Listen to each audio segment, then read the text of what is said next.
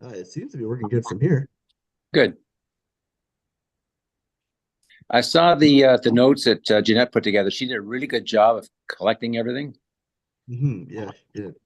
I didn't see anything missing. So, by the way, who's your equipment provider for your mobility equipment? Me, I'm using Berg. Sorry, Berg, who? Berg, Oh, okay, BERG, Berg. They're in off of Old Elliott Ave there.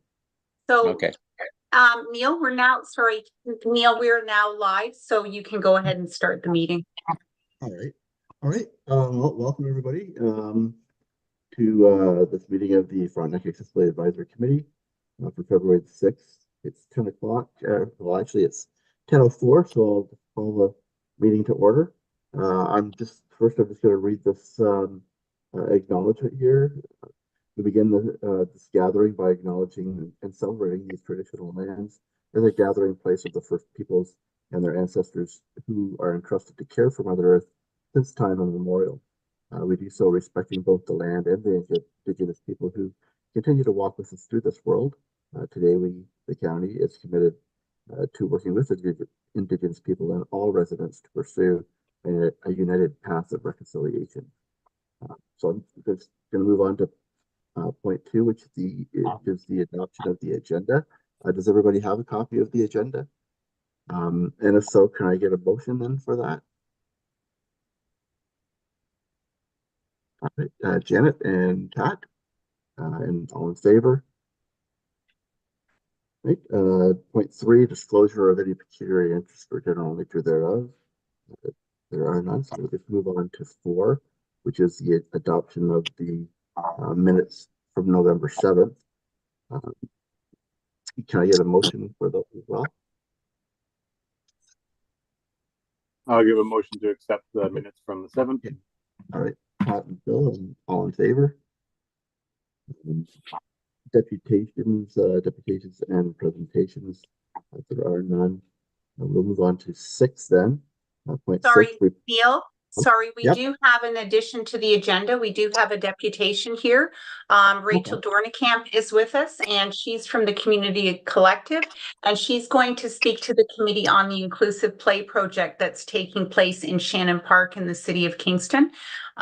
So with your permission, I'm just going to share my screen and I will pull up the brief presentation that she has created for the committee. Okay, sounds good.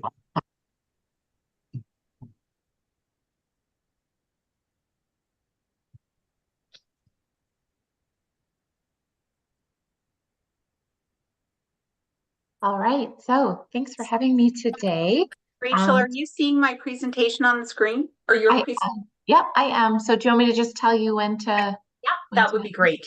Okay, perfect. So just a quick background. My name's Rachel. I'm a occupational therapist actually based out of Kingston at Kids Inclusive. And last year, we started this community initiative that we've called the Inclusive Play Project. We just saw some gaps kind of in the city in terms of our accessible play spaces. And yeah, now we've kind of launched on this project and I'm just going to tell you a little bit about it today. Next slide, please.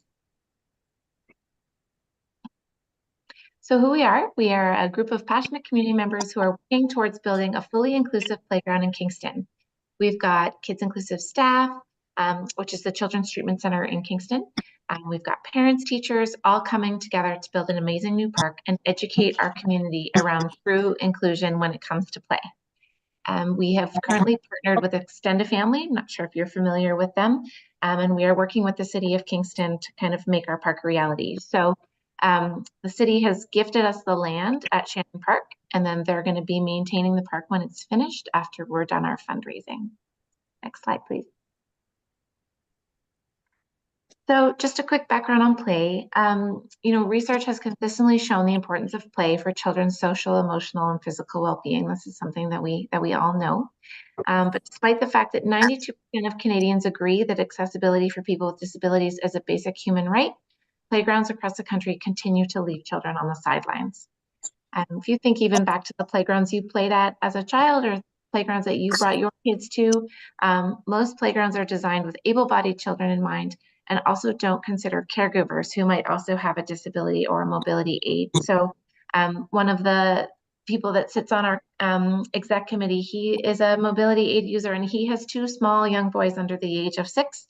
And he says it's extremely difficult, if not impossible, to bring them to the park because it's just not accessible for him, even as a parent. Next slide, please. So we have a lot of questions about what does it mean for a park to be fully inclusive? So an accessible playground is not synonymous with an inclusive playground. An inclusive playground is accessible, but it also includes a lot of classic features for able-bodied children as well. So, you know, it's not an us and them kind of thing. It's not like this park over here is for people who are mobility aid users and this is for people who are not. The goal is to build a park where everybody can play together side by side.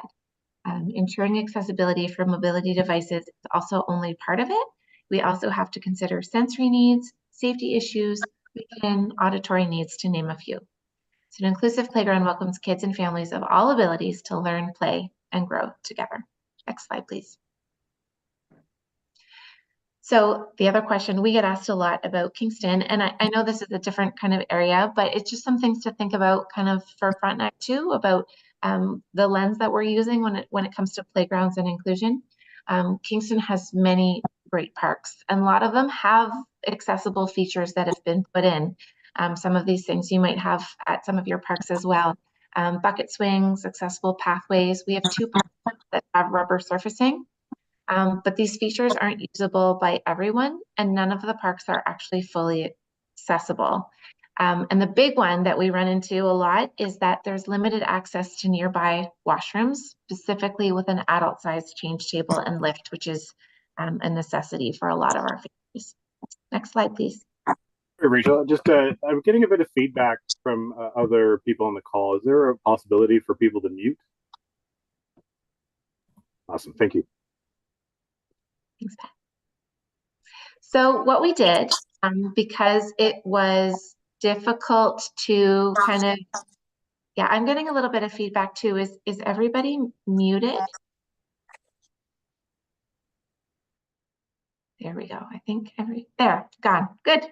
Okay. So what we did was we went onto the Kingston website because the city kind of lists several parks that they say that have all these accessible features, which is great and a really good start. And as I said at the beginning, part of this project has been around education and what truly accessible and inclusive play spaces look like. So we had some of our clients go to each of these parks, try them out, and then we were able to give the feedback to City Council. Next slide, please. So this is the first one. As you can tell, if you look at the play structure here, you say, oh, there's some ramps here. You know, there's some different places that you would be able to get to in a wheelchair, which is a great start. But if you look a little closer at the picture, there's not really anything for the kids to do. So there's not any like panels or anything like that.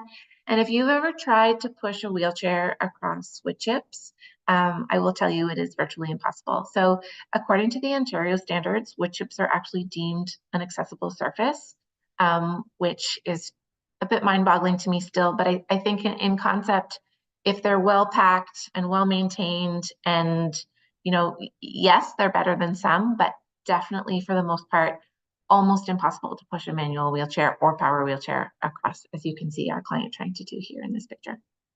Next slide, please. Here's another great picture. So this is the Memorial Center in Kingston. Beautiful rubber surfacing.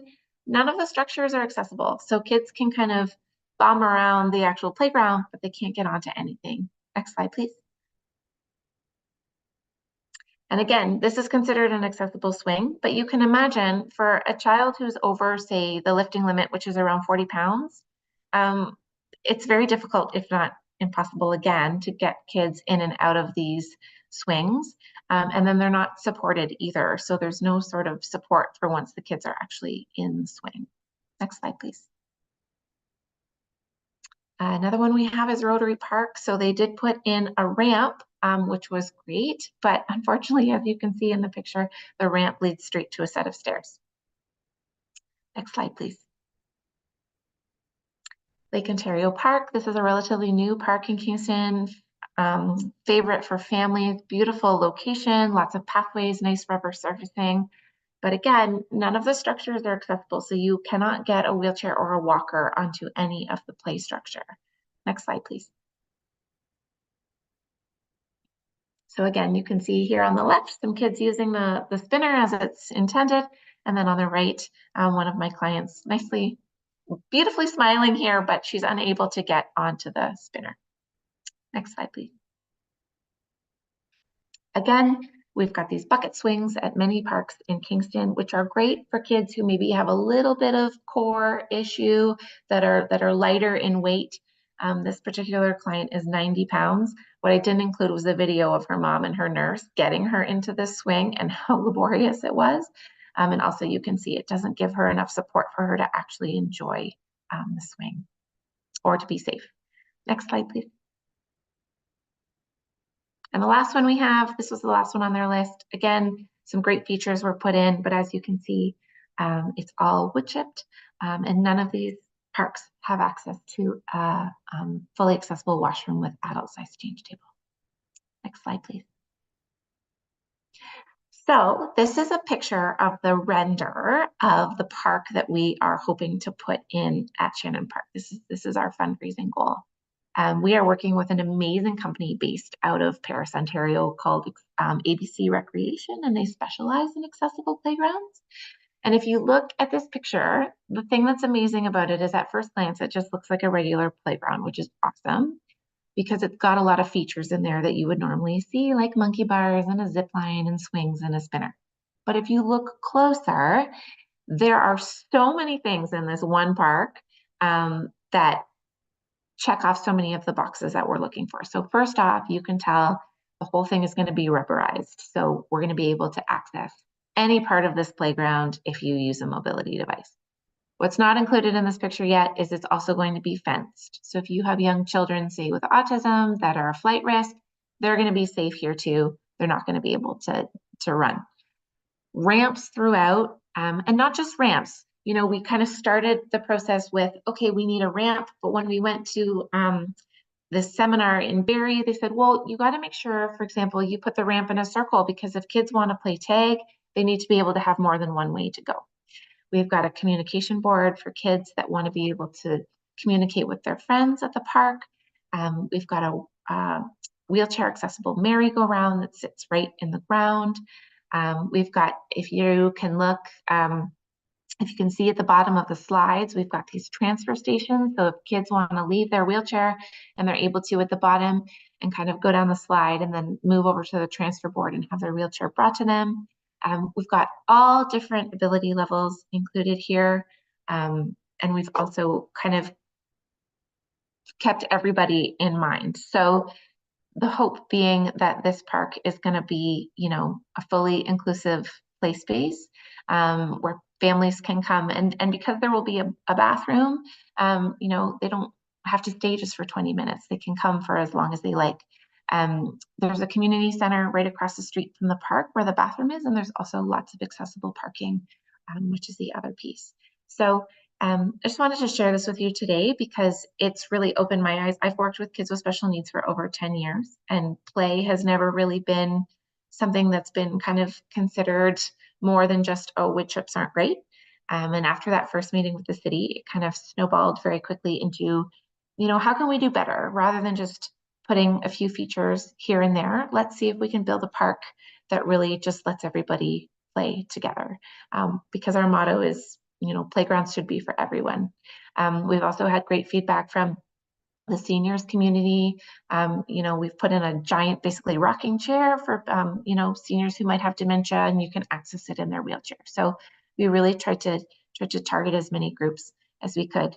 And the great thing is that now that we've started this process, the city's also thinking about, okay, you know, we can't spend this amount of money on every park, but what are things we can do at other places to kind of improve the accessibility now that we know what's out there and what's possible. So this is our project that we're working on, and we've got lots of grant applications that have gone out already that we're waiting to hear back on, and we've got some fundraisers coming up, and yeah, as soon as we can get the money, we're hoping to build. So this is the list just of places that already have these parks. It's a lot bigger in the States, but it's coming to Canada. And we're hoping to add Kingston to that list. Next slide, please. And just to end, just a quote here, just about the importance of play and how we want all kids to be able to participate. And we're hoping we can bring that to the city of Kingston. That's it. Rachel, Thanks, I'm just wondering if you could orient the committee as to where Shannon Park is in the city of Kingston? Sure. So it's actually in the north end, which is kind of in the Rideau Heights district. And again, the other reason we picked that location is because it's close to the 401 for people coming in for appointments. So it's right off of Weller. So there's that plaza in there. It's got like Shoppers and Dollarama and all of that. It's kind of tucked in behind there.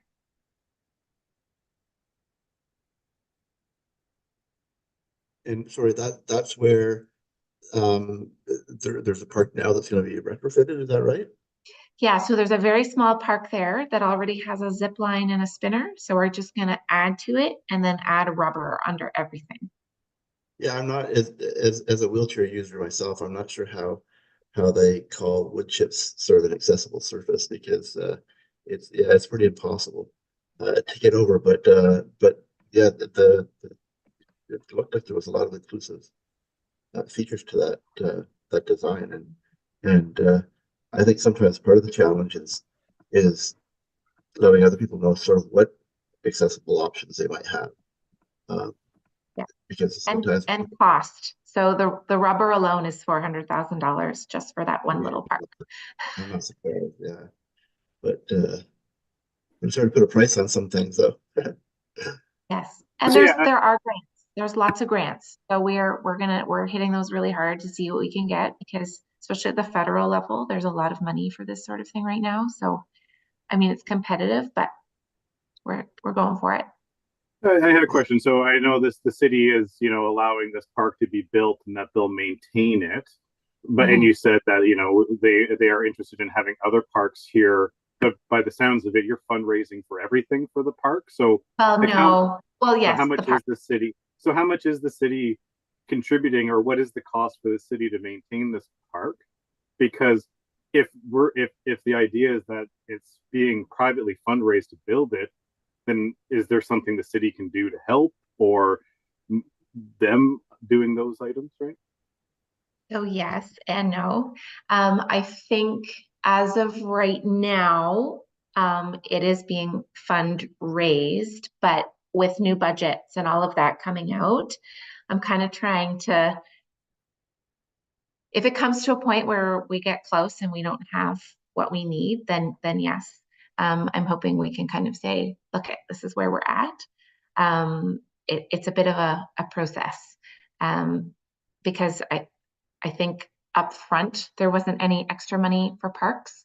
So we're kind of trying to just play the cards right. Whereas if we get to the end and we need, and then after this, I'm hoping this will be a bit of an example park as well, to say, hey, look how many families are coming to this, look how many people are coming here, and then it kind of moves it into the budget as well.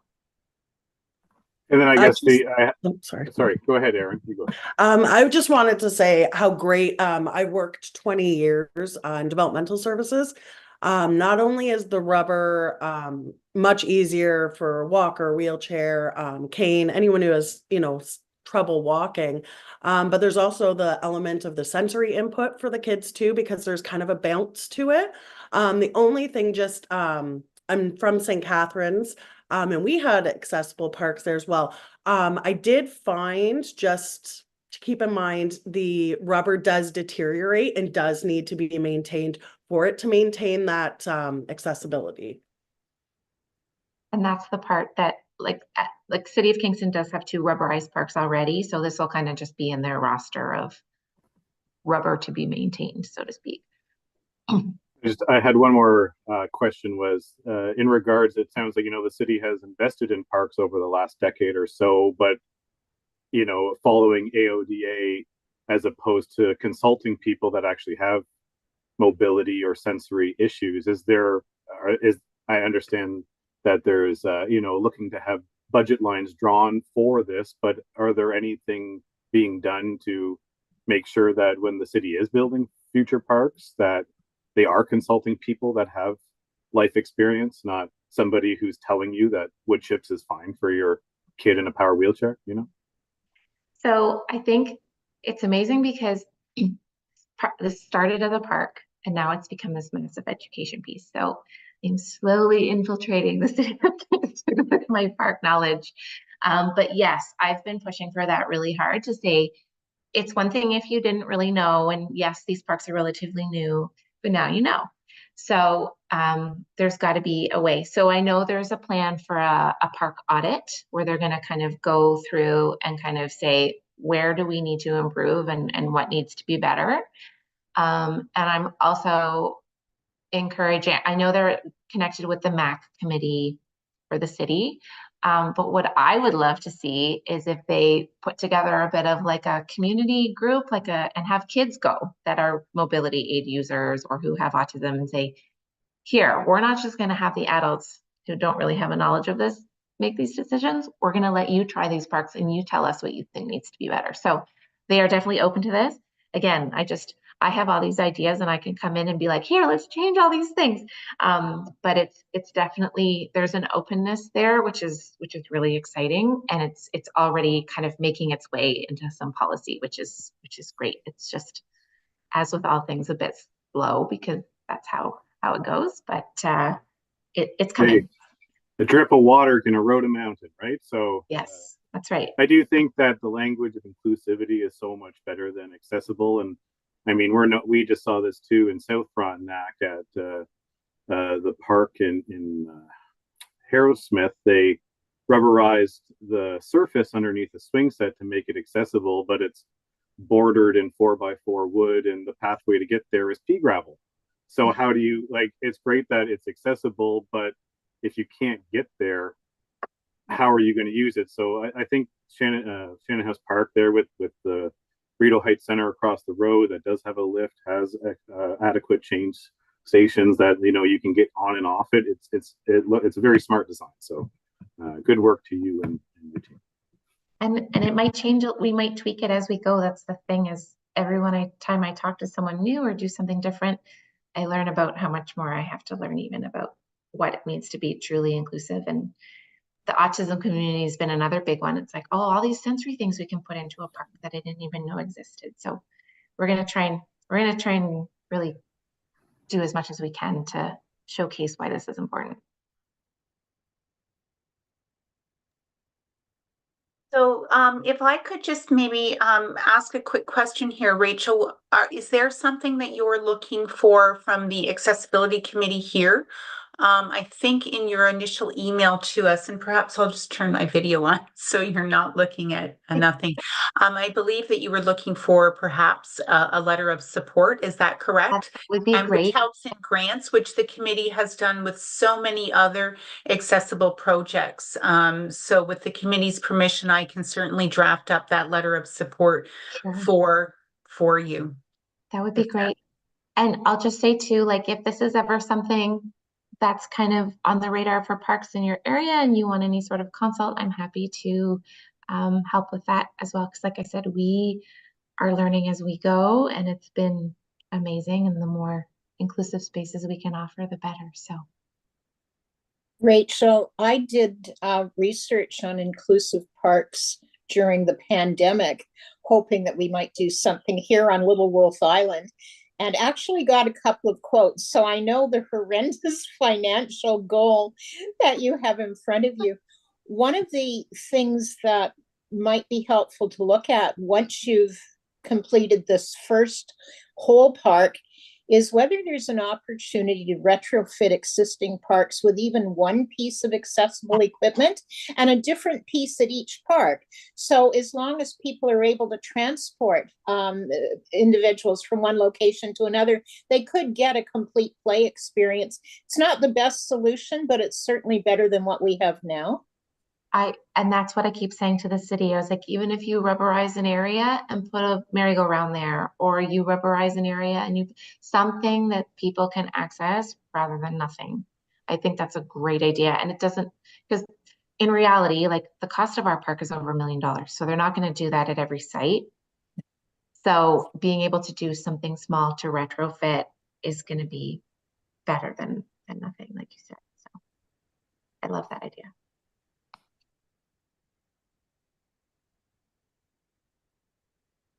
Thank you very much, Rachel. That was very informative, and you made a lot of really good points there. But yeah, that's super, and we'll be interested in sort of knowing how it proceeds as well. Okay, thank you. I'll keep you posted. All right, excellent. All right, we'll move on then to point 6, reports to the Accessibility Advisory Committee. The first point under A, the administrative building update report. So we all had a great opportunity to visit the administration buildings the other day and take a walk through and see sort of the changes that they've been making. I just thought I'd sort of open it up right now to maybe to Bill and Janet as well, just to see what if you've had anything that you wanted to sort of put out there in regards to that. I guess you were the first one through, Janet, and did you have fun? I did. Neil. Sorry, Neil, if I could just interrupt for a second, just before we open up discussion, we do need to get the motion on the floor. So we just need a mover and a seconder to get the motion on the floor, and then we can open it up for discussion. Okay. I'm happy to move that, Neil. Okay, and can I get a second? I'll second. Okay, Pat. Okay, and then all in favor. Okay. Go away then. Take it away then, Janet. It was a wonderful opportunity, and I'd really like to express gratitude to Jeanette and Brianna for the time they took to do the walkthroughs and their patience and willingness to answer all kinds of questions and help me see what the space will look like when the work is complete, because there's still things to go on. It was an experience for me as well, Neil, knowing that you were coming later in the day. I was hoping to capture many of the items that you would capture as well, just to see that I was being thorough. But I also had my partner with me, and he's used to checking out locations before I go to them to see how accessible they are. Frequently will leave me in the car. So he was noting a lot of things as well as through the lens of a human resources professional who's had to deal with accommodations in the corporate setting. So I really feel the county has done a wonderful job in incorporating as many things as possible in this work. And I look forward to using that space. Yeah, I thought that yeah, there was I did feel that there was a bit of some competition there for us. That we had to see who could identify what. So that made it even more interesting. But yeah, and there was a couple of things actually that you pointed out that like the rest area, like in the hallway, because it was such a long distance from the main door down, and a wider chair in the waiting room too. Which was both good calls as well. But yeah, it were very informative and interesting to be able to walk through and sort of see the changes, because I remember what it looked like before, and it was so different and so much more improved in its use now. But yeah, the opportunity to sort of go through and talk about some of the things. Did you have anything that you wanted to add, Bill?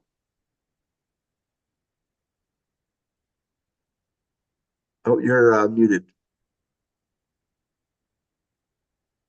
I'm on my phone, so I'm not sure where the buttons are. There we go. I'm amazed that Jeanette was able to capture all the comments we kept throwing at her. So her report, I thought, was pretty thorough. The other is I want to unless you take the time, as we did, to actually go in each room, each door, actually work through that, and it's time consuming, but that's really the only way you can actually identify all these things beforehand. So I just want to thank staff for taking the time to do it. I thought your perspective, Neil, was great. And as I continue to learn more about barriers and accessibility issues, so appreciate the time. Thank you. Yeah, so I guess the staff, do you know when the move-in date will be for the offices, Jenna?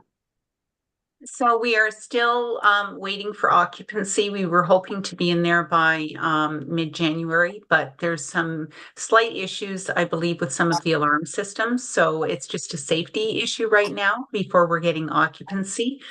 Hopefully, though, before the end of the month, we're all keeping our fingers crossed, but they're working diligently to get all of those last minute little issues fixed so that we can get in there. But hopefully by the end of the month, I would think that we would be able to be in there.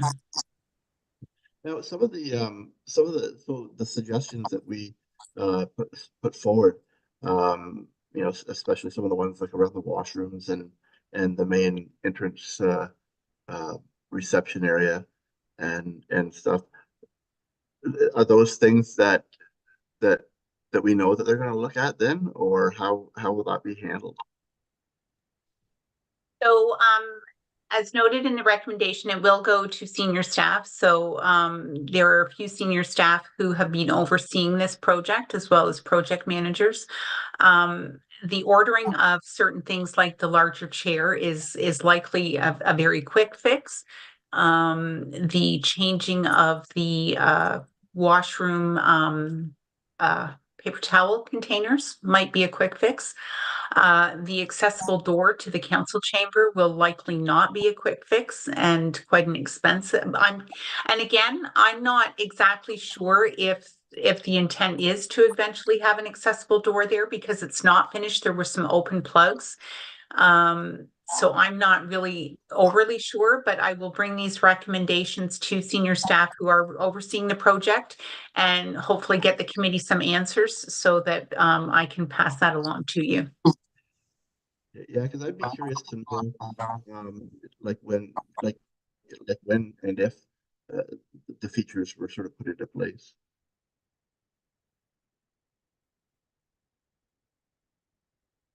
Did anybody else want to sort of comment on that?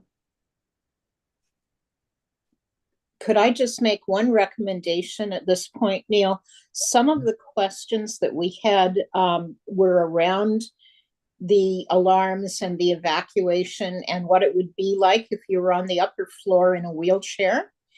And I would strongly recommend, once occupancy has happened, perhaps it would be interesting to have a fire drill that included members of this committee, so we could confirm that it really is a building that somebody with a disability could exit from any of the floors that are in use. Yeah. So if I could maybe speak to that, we are connected to a long-term care home. So when a fire drill goes off, it goes off across the compound. So we wouldn't be able to just schedule a one-off fire drill. We do sometimes have an indication of when they're happening. And I could maybe the next time we do know that one is coming, although we never know really what time. They could say it's 10 o'clock, but something happens and it could be 10:30, 11. But we do have, residents that are evacuated from that home as well. So I'm going to guess that the elevators would work simply because we have residents on the second floor of Fairmount Home that need to be evacuated in the case of an emergency. But I can certainly try and find out when the next fire alarm will be once we do have occupancy, and perhaps invite either Janet or Neil or Pat to come and participate in that fire drill. But I wouldn't be able to, I would not be able to just say, can we schedule a fire drill for this at this time, because it does go across the compound and it does affect Fairmount Home.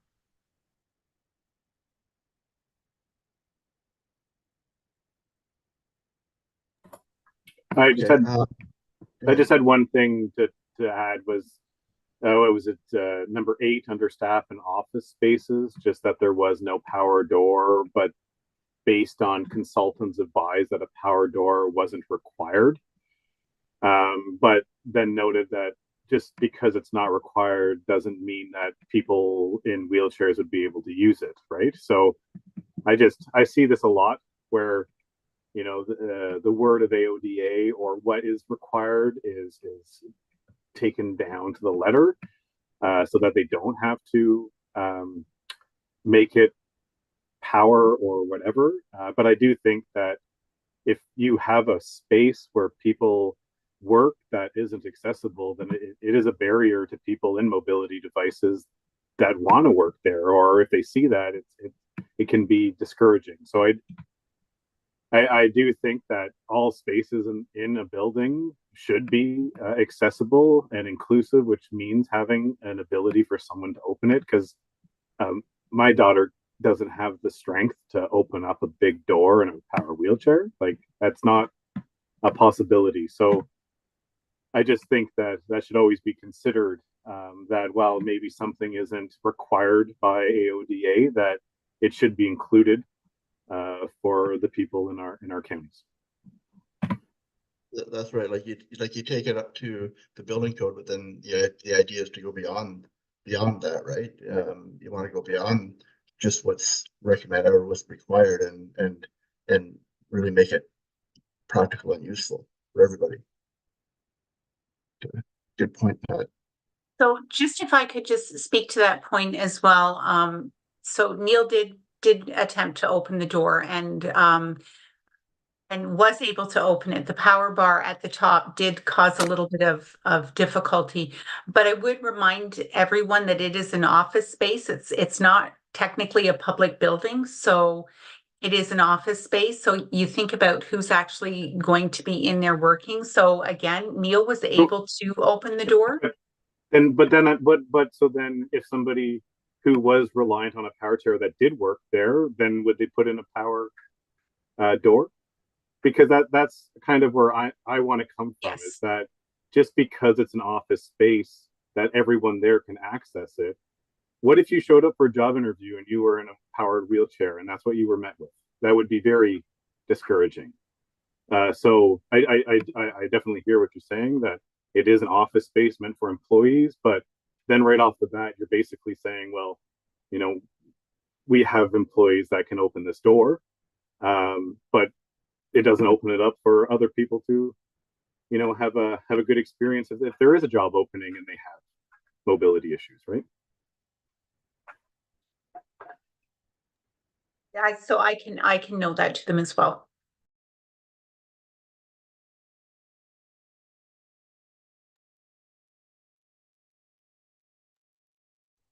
Was there any other comments from anyone on the committee, more so about perhaps those who have actually seen the building, so that I can take it back to staff to make sure that I've captured everything?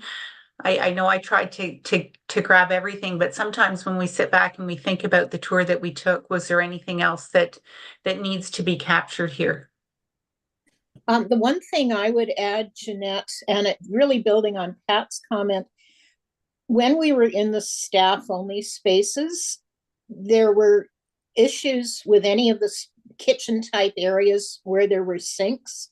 Not all of those were accessible for somebody with a mobility advice like mine, let alone a wheelchair.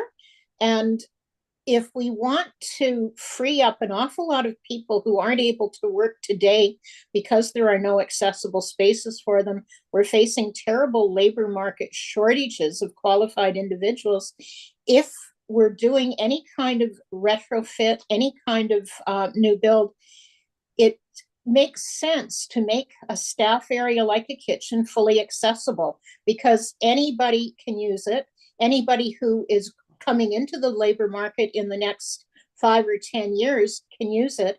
It's a lot easier to do the work at the beginning, because to Pat's point, if you had a qualified candidate who needed something like that done in order to fully participate in the workplace, the odds of getting it approved and funded are not very good. So we would appreciate any fighting you can do now at the beginning, because we know it takes years for improvements to happen. For sure, for sure. And I think maybe perhaps, Janet, you're thinking of the sink in the counselor breakout room, because there were two sinks in the staff lunchroom. One was an accessible one with no cabinets underneath that Neil had no issues getting up to. But I know that there was there was the little kitchenette area in the in the council breakout room that was not accessible. Is that the one you were referring to, the one off the council chamber? That is one of the areas. The other concern I identified in the fully accessible one is just all of the overhead cabinets. I bet Neil couldn't open any of those. No, but they look nice. Yeah, and again, and when you run into issues like that, I mean, what you find yourselves doing is that if you are someone who's accessing that location, whether you're a staff or a visitor, then you're trying to arrange an area where you're going to put the things that you might need the most in a more accessible location, right? So you find yourself sort of thinking of other ways around using that accessible space, but those are good points for sure. The other thing too that I would just comment on in regards to the tour the other day, and again, I'd like to thank Janet for Jeanette for taking us through that.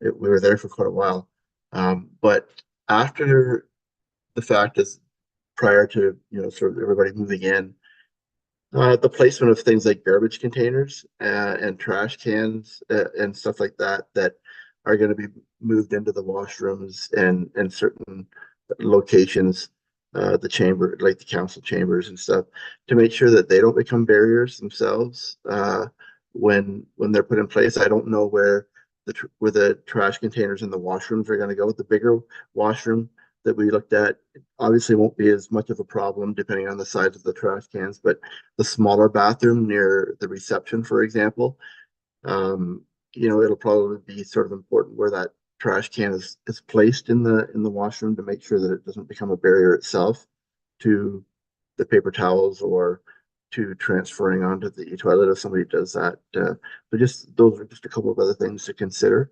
And again, we mentioned it too when we were in the waiting area, Jeanette, about making sure that there's some open space in there once it gets populated with a coffee table and the rest of the seating and stuff, to make sure that it's still sort of open in a few areas for people to sit if they come in a chair, so that it's not filled up with seating to the point where somebody who's using a chair or a mobility device finds themselves sort of sitting like in the aisle or sort of off to the side. It's nice to have sort of an area that sort of includes them in that seating area as well. So sometimes that's done by taking a couple of seats out when they're filling it up with the seating.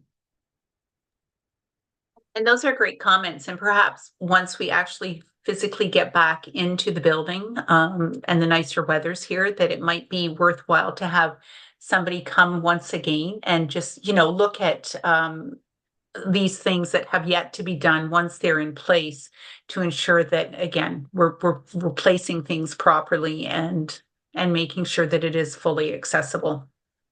Yeah, and my other concern, I mentioned it a couple of times too, was the signage, and just making sure that when they do put the signage in place for the different the directional signage, that it's that it has a good contrast between whatever the background is and the writing, so that people can see it clearly from a distance, because some of the hallways are quite lengthy and you might not be like right up at the sign when you're trying to see it. So just a good signage option that has good clear readability.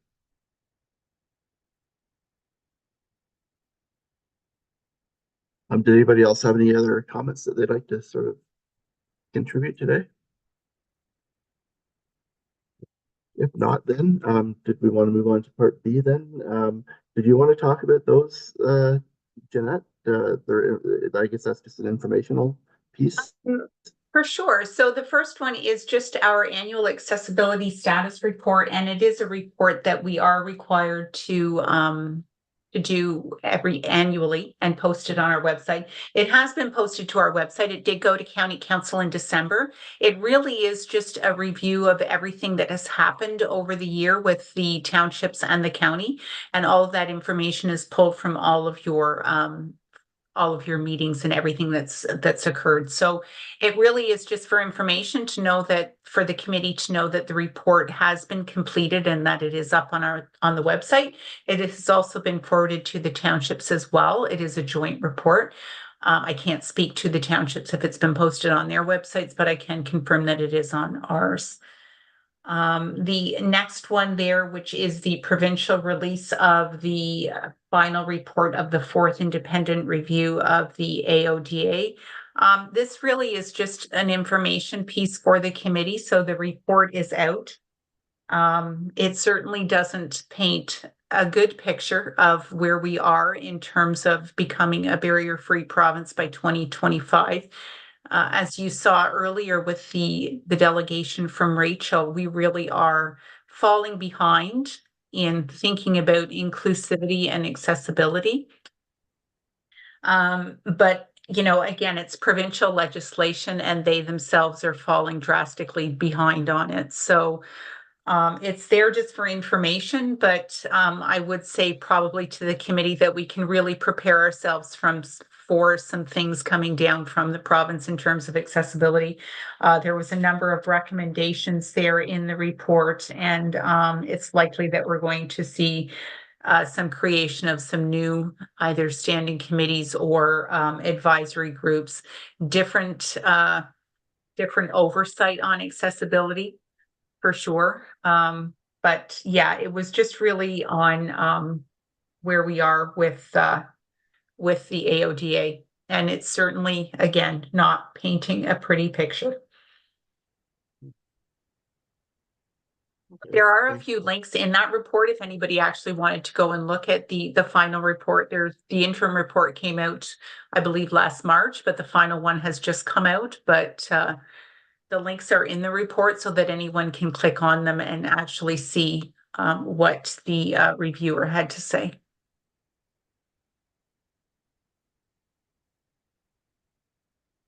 Okay, thanks, Jeanette. Moving on to point 7, I don't think that there were any updates from any of the townships at this point.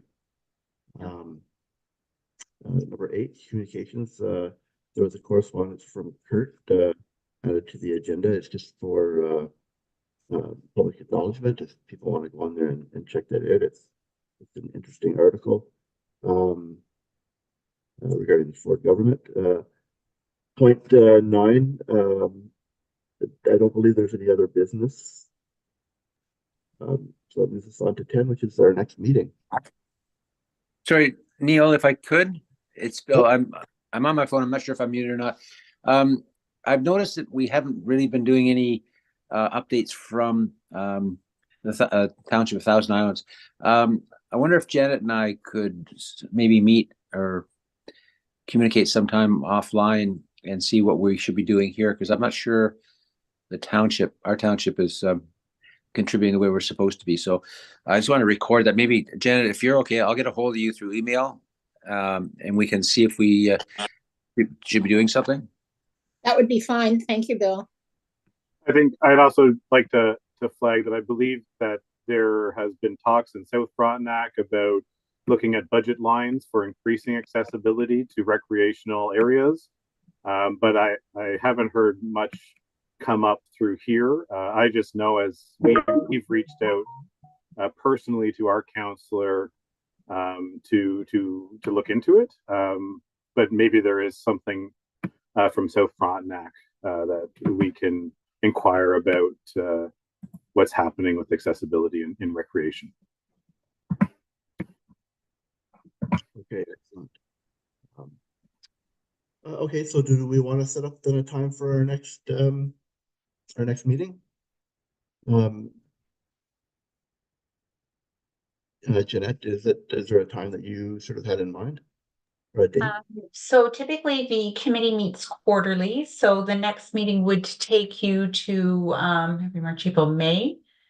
And that will be the nicer weather. And we've opted, I believe the committee opted to do the sort of the spring, summer meetings in person.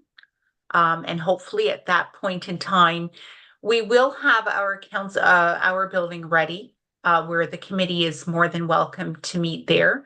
I know that South Frontenac seemed to be the midpoint because there's some, travel issues, but hopefully by May, maybe we could just have the first meeting in that new space so that the committee can take a look at it and then see how that affects everybody's ability to get to the space, or whether we want to move back to somewhere like South Frontenac where it's central for everybody.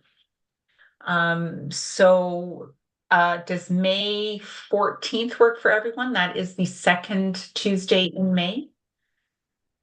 Or usually the group meets on a Tuesday, but I would like to throw it out to all of you because you do hold down jobs. Personally, I would prefer either the week of the 6th or the following week of the 20th. The week of the 13th, but just it's a busier week for me with work. Okay. And is there a specific day that works better for you, Pat? No? No, I'm quite all right booking time off to attend these meetings. It's easier for me to book it off those other weeks though. So, and I'm happy. These 10 a.m.s on Tuesdays have been working well, but if I'm also up for changes to that, depending on how it works for Neil, Janet, or other members here. So if we go May 21st, if we want to push for the nicer weather area, that is actually a long weekend. The Monday is a holiday. Does that pose an issue for everyone? That's a short week. Or we could do the 7th, which is, again, might be cooler and not the nicest weather. So I'll leave it to the committee. Myself. Pardon? Yeah, I'm fine with the third week myself, and in fact, Okay. the third works better for me than the second week as well. So the third week would be great for me. Okay, so I'll pop it down from Tuesday, May the 21st at 10 o'clock. Great. Yeah, it would be exciting to see the new building.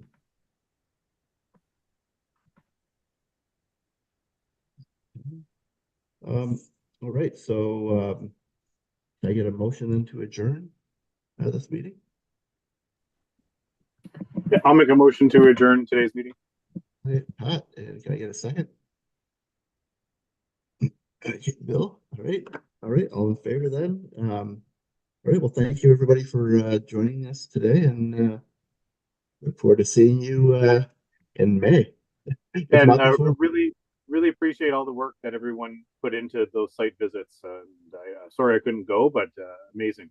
And Jeanette too, incredible. All the support you've been providing the committee. So thank you so much. If there's ever a time where you're in and around, let me know, because I can certainly take you through the building if you'd like to come and see it. Yeah, I would love to schedule a visit, and I could bring my daughter Maggie with me too. Absolutely, that would be great. Much more knowledgeable. Oh, sorry. That would be wonderful. Maybe sometime as the nicer weather comes, we'd love to come and take a look at the building. Yeah, it was interesting for Neil to see it because he had seen the building before all of the renovations. I think, Janet, you said you were in the building once, correct? Yes, that's correct. Yeah, but Neil's been in the old building many times, so he really saw the transformation from one to the other. And it was quite a transformation. Like it's like I couldn't even tell in most areas. I couldn't tell that I was even in the old building. It was brought up to it's been brought up to date. So